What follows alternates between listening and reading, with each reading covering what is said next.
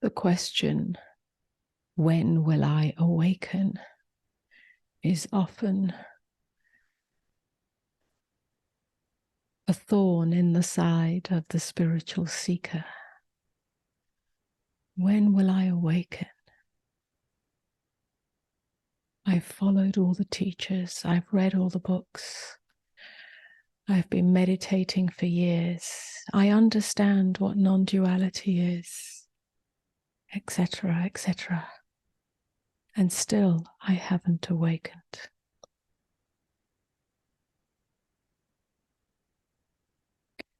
I often say, when you're sick and tired of psychological suffering,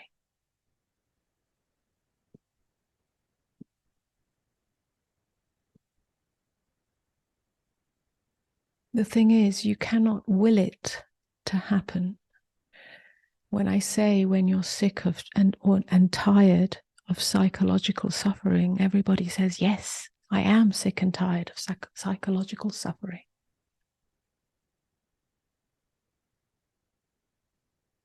But still, you cannot will it. You cannot will it with your wanting. Yes, there must be a longing. Yes, there must be a desire.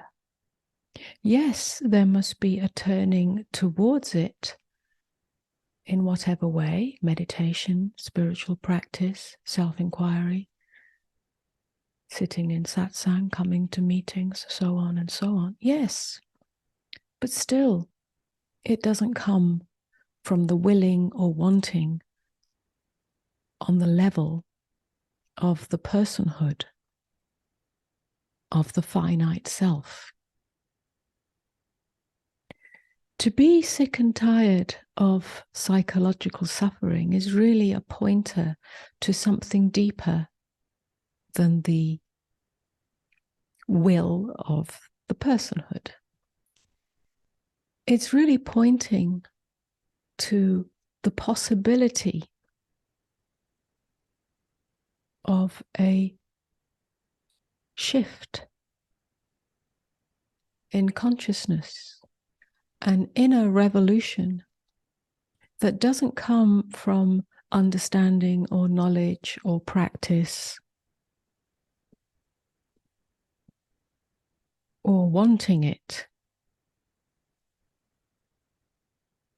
To be sick and tired of psychological suffering is to finally give up the struggle. Finally give up the attempt, the striving for a more perfect you or a more enlightened you. Something shifts. It's an energetic shift. This is the tipping point. The tipping point comes at some point on the spiritual path, on the seeking path. It comes because you've tried every avenue. You've tried every strategy, mental, emotional, or spiritual. And none of it has given you the desired result, because you have an idea of what the desired result is, perhaps. Every expectation, every strategy, every act of willfulness is an obstacle to true awakening. The tipping point comes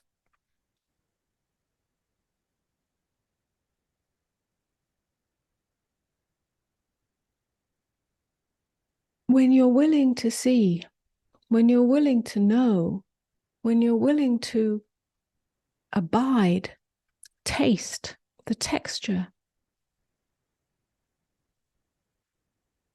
of peace that is always here, in spite what you are experiencing. It has nothing to do with changing circumstances, changing thought patterns, or changing the arisings of emotions or feelings. They'll sort themselves out in time. That will all find its new patterning, if you like.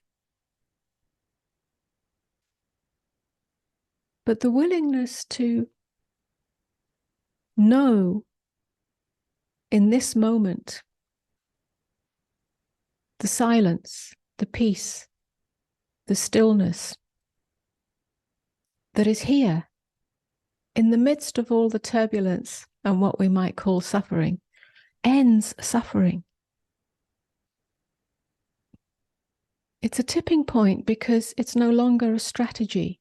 It's, if you like, a letting go, a falling open, a falling apart of that which was holding it all together and striving and seeking and expecting and wanting and railing against why it hasn't happened yet.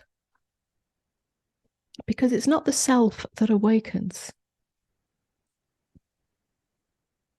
It is the structure of self, the concept of self that falls apart, that comes undone, to reveal that which is always here. That coming undone, that falling apart, doesn't mean that your personality, your personhood falls apart. It doesn't mean you have a nervous breakdown. This is often the fear. I don't want to fall apart. I don't want to die. I don't want to let go of that which I know myself as. You are still here. You will continue just as you are. What falls apart is the holding on to it, as if it was the only thing that was real, the finite self, me as this or that, my beliefs, my opinions, my conclusions, my position taking, and so on. This comes undone. And that's a free fall into now.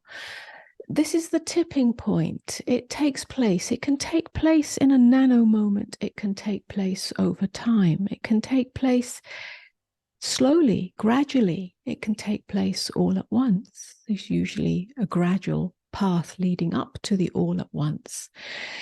The tipping point is a bifurcation point. Yeah, bifurcation is built into every system, from engineering to biological systems, to physiological systems, to psychological systems, to mechanical systems. Everything has a bifurcation point. If you apply enough stress to a system, at some point it will either break down or break through to a new evolutionary state, a higher state. So this is an evolutionary impulse that is built into us. When the paradigm that we have been operating under or within has become a prison, there's stress in that. Yeah, I'm not talking about stress in the conventional sense, but it's a stress, an evolutionary stress on the system. Something wants to grow, something wants to evolve. And in this case, it's consciousness evolving through you.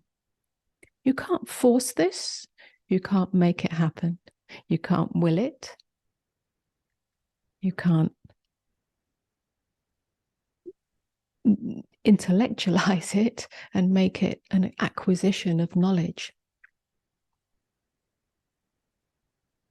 But you can know, perhaps trust, that this impulse is in you, as it is in each of us.